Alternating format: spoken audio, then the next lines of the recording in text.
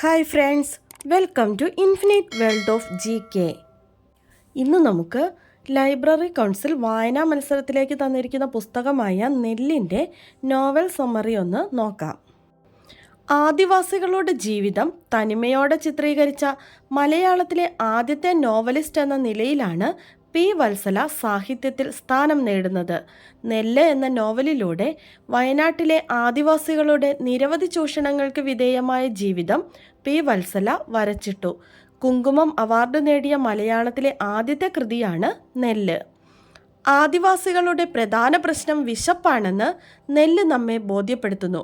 ഭൂവുടമകളും കർഷകരും അരിയും നെല്ലും സംഭരിച്ചു വയ്ക്കുന്നു. ക്ഷാമവും ദാരിദ്ര്യവും തിമിർത്തു പെയ്യുന്ന മഴക്കാലത്ത് അവർ പട്ടിണിയാവുന്നില്ല. എന്നാൽ മണ്ണിൽ പൊന്നു വിളയിക്കാൻ രാപ്പകൽ അധ്വാനിക്കുന്ന ആദിവാസികൾക്ക് വിശപ്പടക്കാൻ വഴിയില്ല. 1972 പ്രസിദ്ധീകരിച്ച നെല്ല് എന്ന ആദ്യ നോവലിലൂടെ വയനാട്ടിലെ തിരുനെല്ലിയുടെ വയലുകളിൽ സമൃദ്ധമായി വളരുന്ന നെല്ലിൻ്റെയും കതിരണിയുകയും പതിരാകുകയും ചെയ്ത പ്രതീക്ഷകളുടെയും കഥ മാത്രമല്ല വത്സല പറഞ്ഞത്.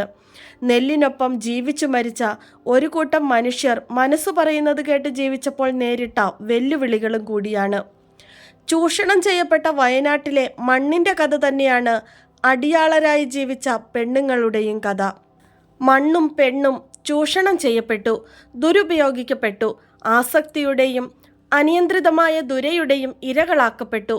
പെണ്ണിനെ ഉപയോഗിച്ച് വലിച്ചെറിയുന്ന പുരുഷന്മാരെയും മണ്ണിൽ നിന്ന് അമിതലാഭം കൊയ്യാനിറങ്ങിയ കച്ചവടക്കാരുടെയും കഥയ്ക്കൊപ്പം ചീത്തയായ പെണ്ണിനെ വർഗമോ വർണ്ണമോ നോക്കാതെ സ്വന്തം നെഞ്ചിൽ അഭിമാനത്തോടെ അടക്കിപ്പിടിച്ച പുരുഷൻ്റെയും കൂടി കഥയാണ് നെല്ല്. മനുഷ്യർ ഒട്ടേറെയുണ്ട് നെല്ലിൽ കഥാപാത്രങ്ങളായി. മാരയും മല്ലനും, രാഘവൻ നായർ, കുറുമാട്ടി, കുറുമൻ, ചാത്തൻ, കരിയൻ. ഇവർക്കൊപ്പം ഇവരെക്കാൾ പ്രാധാന്യത്തോടെ വയനാടിൻ്റെ മണ്ണും പ്രകൃതിയും.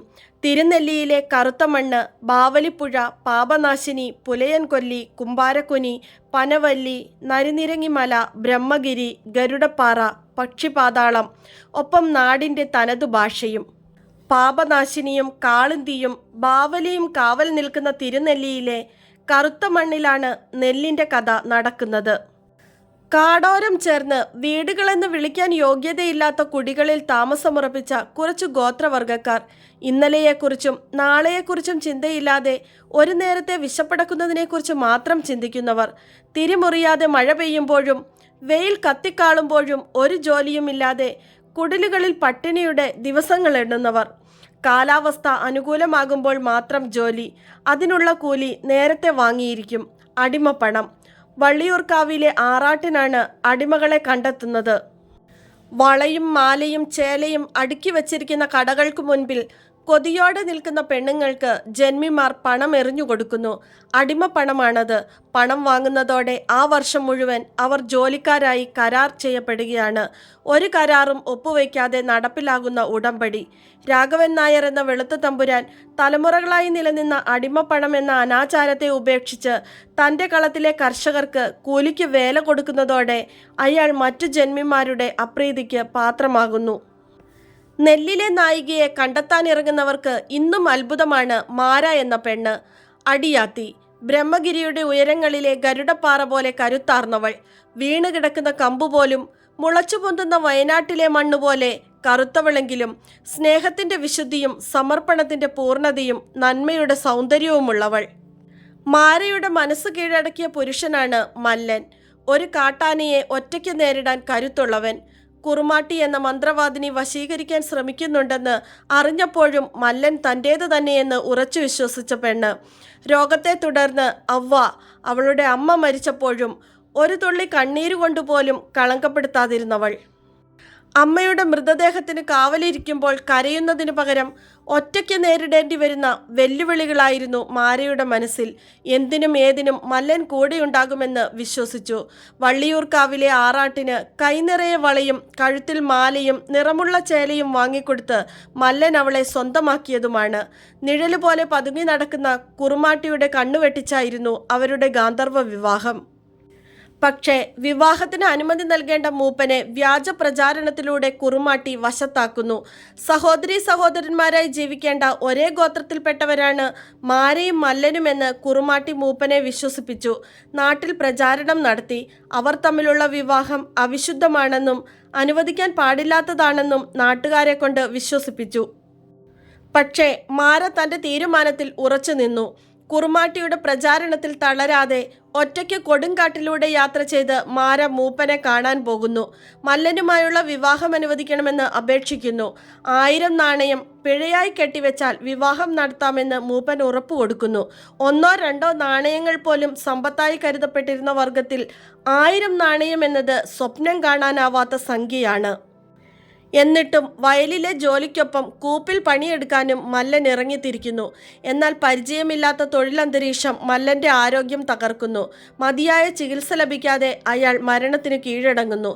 പക്ഷേ തകരാതെ പിടിച്ചു നിൽക്കുന്ന മാരയുടെ കരളുറപ്പാണ് നെല്ലിൻ്റെ ജീവൻ. ആദിവാസികളുടെ ജീവിതത്തിന് പുതിയ അടുക്കും ചിട്ടയും വേണമെന്ന് ആഗ്രഹിക്കുന്ന രാഘവൻ നായർ എന്ന വെളുത്ത തമ്പുരാൻ മല്ലൻ്റെ മരണത്തോടെ അനാഥയായ മാരയ്ക്ക് ജീവിതം നൽകാൻ തയ്യാറാവുന്നു. പിഴച്ച പെണ്ണെന്ന ആക്ഷേപം ജീവിതത്തിലുടനീളം കേൾക്കേണ്ടി വന്നു മാരയ്ക്ക്. ആചാരം ലംഘിച്ച് സ്വന്തം ഭർത്താവിൻ്റെ അകാല മരണത്തിന് കാരണക്കാരിയായവൾ എന്ന ആക്ഷേപവും കേട്ടു. ഒടുവിൽ യജമാനനായ വെളുത്ത തമ്പുരാനെ കണ്ണു കാണിച്ചു മയക്കിയെടുത്തവൾ എന്ന ആരോപണവും. മാര തളർന്നില്ല. മല്ലനില്ലാത്ത ജീവിതത്തിൽ തന്നോട് കരുണ കാണിച്ച വെളുത്ത തമ്പുരാനെ അവൾ ശുശ്രൂഷിച്ചു. അയാൾക്കു വേണ്ടി കാത്തിരുന്നു. പക്ഷേ മാരയുടെ ശരീരത്തിന് വെറും കളിപ്പാട്ടത്തിൻ്റെ വില പോലും കൊടുത്തില്ല ജന്മി കുടുംബത്തിലെ 20 വയസ്സ് പോലും തികയാത്ത പുതുതലമുറയിലെ ചെറുപ്പക്കാരൻ. കീഴ്പ്പെടുത്തിയതിനു ശേഷവും ഇനി നീ എൻ്റെ സ്വത്താണെന്നും ഞാൻ നാളെയും വരുമെന്നും പറയുന്ന ഉണ്ണിത്തമ്പുരാനോട് മറിച്ചൊന്നും പറയാൻ നാവ് പൊങ്ങിയില്ലെങ്കിലും പിറ്റേന്നു മുതൽ തന്നെ സംരക്ഷിക്കാൻ മാര ഒരുങ്ങിയിരുന്നു. പക്ഷേ തിരുനെല്ലിയിലെ കറുത്ത മണ്ണിൻ്റെ ഗതി തന്നെ തനിക്കും എന്നവൾക്കറിയാമായിരുന്നു. തോൽവി ഉറപ്പായിട്ടും വിധി അടിച്ചേൽപ്പിച്ച സ്വന്തം വർഗത്തോടും ശരീരം കളങ്കപ്പെടുത്തി തോൽപ്പിക്കാൻ ശ്രമിച്ച പൗരുഷത്തോടും നടത്തിയ പോരാട്ടമാണ് മാരയെ മലയാള സാഹിത്യത്തിലെ കരളുറപ്പുള്ള കഥാപാത്രമാക്കുന്നത്.